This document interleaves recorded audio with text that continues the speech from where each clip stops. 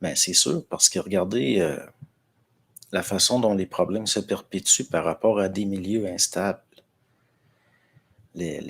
Comment, justement, des forces ataviques, si on peut dire, c'est enregistré dans l'âme pendant l'enfance, comme par des traumatismes, entre autres, qui causent des chocs. Donc, c'est une porte vers l'enregistrement dans ce qu'on pourrait appeler des zones inconscientes, qui ne font pas partie de la périphérie consciente de l'ego par rapport à lui-même.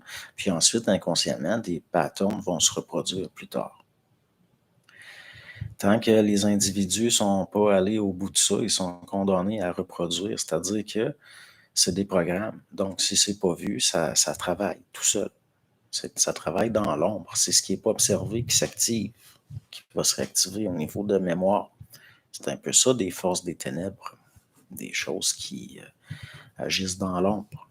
Dans l'ombre, dans le sens que c'est pas à la vue de l'individu, puis il est pris à reproduire puis à resubir.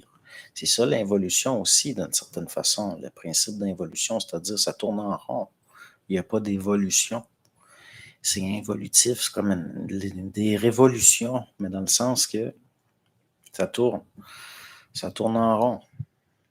Donc, là, c'est pour ça qu'on est dans des systèmes humains où on a des programmations collectives. Ensuite, on a des révolutions. Après, on revit les mêmes programmations collectives. C'est ça, l'involution. Quand il y a une révolution, souvent, c'est pour revenir à quelque chose d'avant. Comme prenez le côté très... prenez la Révolution française, l'iconographie qui est très...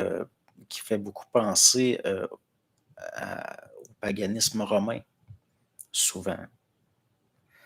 L'idée de république qui nous vient, ou de démocratie, qui nous vient tout le temps de l'Antiquité.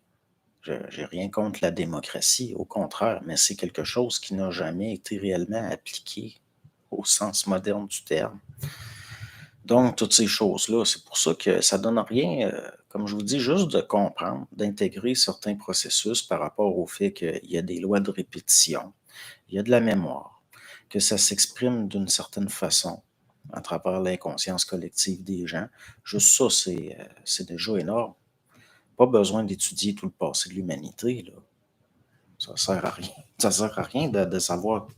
Des fois, je vais sortir des choses pour des exemples, montrer des exemples. Ça donne à rien de savoir tout ça.